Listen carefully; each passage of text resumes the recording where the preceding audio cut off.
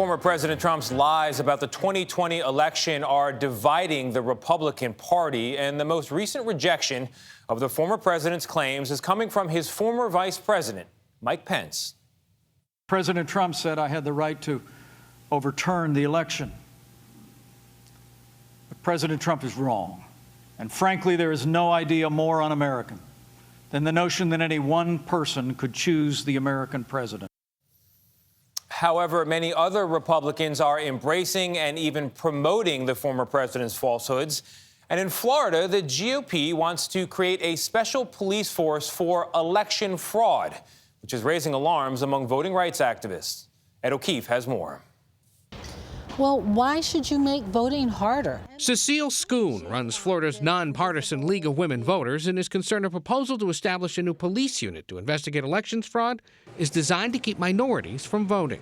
Bringing law enforcement and having them be around looking for problems, there is a concern and there is a fear, and there's that chilling factor that they're going to target black people. Republican Governor Ron DeSantis first introduced the idea last year. This will facilitate the faithful enforcement of election laws and will provide Floridians with the confidence that their vote will matter. The current proposal stands at 25 investigators and officers across multiple departments. DeSantis and Florida Republicans are also pushing for new legislation that, among other things, adds even more ID requirements to absentee ballots. Florida's Republican Secretary of State Laurel Lee oversees elections. We're very confident that we hit a great intersection between making voting accessible and keeping voting secure. Well, if it's so easy, convenient, and safe, why do you need to make all these changes? Every election brings opportunities to look at what went well and what could be better.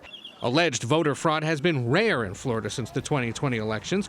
Out of over 11 million votes cast, only 4 people have been arrested for trying to vote twice. But Lee says she supports the new election police unit because we simply don't have the resources right now to be the partners we want to be to state and local law enforcement. These resources would allow us to do even more to support our partnerships with those groups and be prepared for any challenges to come. Democrats in the state legislature are strongly opposed. I think we should be afraid of a political election police goon squad. The new proposals come just 9 months after DeSantis signed another law with voting restrictions, like limiting the use of ballot drop boxes that's now being challenged in federal court. It was really an unneeded law. Leon County Election Supervisor Mark Early is set to testify this week. He's scrambling to keep up with all the changes. They can make the law, but we need to make sure the law works, and so that's really become a huge part of my job now. Early is worried all the changes will confuse voters and scare off employees and volunteers he needs to run elections. I think as it becomes too controversial and adversarial, it takes some of that special feeling that you're really part of a trusted cadre of folks working to make democracy work. So Republicans in at least 2 other states are pushing similar ideas. In Georgia, GOP gubernatorial candidate David Perdue is vying to establish his own election police force. And in Arizona, a Republican state senator is pushing for a Bureau of Elections that would have subpoena power. Tony?